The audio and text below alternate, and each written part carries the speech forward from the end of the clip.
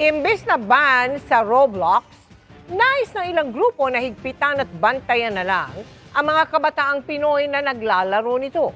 Ang tugon ng gobyerno sa pagtutok ni Dano Tingkungko.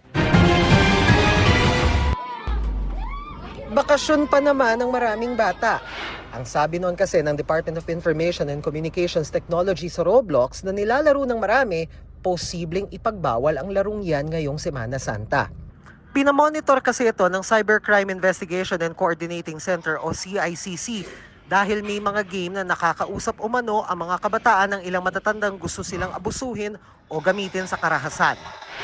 Pero sa pulong ng kagawaran sa mga stakeholders, kahit ilang grupo na para sa mga kabataan, sinabing hindi nila yan gusto.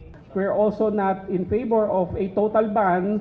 Of course, if Roblox will introduce those safety mechanisms that everybody has been clamoring or asking for. Even if we ban or restrict Roblox right now, what is saying that in the next year or in the coming years, a new platform will emerge? Kaya ang gusto nila, maghigpit na lang ang Roblox. Yan din naman umano talaga ang gusto sanang mangyari ng DICT at CICC bagaman bukas pa rin sa ban. We are not here to hinder or shut down avenues of creativity and innovation such as Roblox. We are taking immediate action, setting guardrails. If the platform fails to provide the safety and the care for the welfare of those children, CICC will not hesitate to advocate and push forward with the ban. Nasa pulong din ng Department of Education at Pulisya. Ang gusto ng huli, mas mahigpit na pagbabantay at maayos na sistema para makapagsumbong kung kailangan. Real-time monitoring of in-game communications must be enhanced to detect and prevent predatory behavior.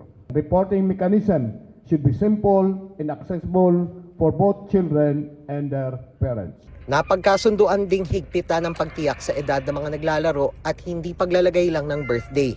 Sa panig ng Roblox, dapat anyang mas aktibo ang platform sa pag-monitor sa chatbox para mapigil ang potensyal na pag-abuso. At dapat may direct hotline sa pulisya at ibang nagpapatupad ng batas. Walang kinatawa ng Roblox sa pulong, pero nauna na nitong sinabing meron silang advanced safeguards at safety policies and processes para maprotektahan ang mga player laban sa mga mapanganib na content at communication, gamit ang AI at gamit ang mga dedicated teams. Limitado rin lang umanong makipag-usap ang mga bata at teenager sa kaedad nila.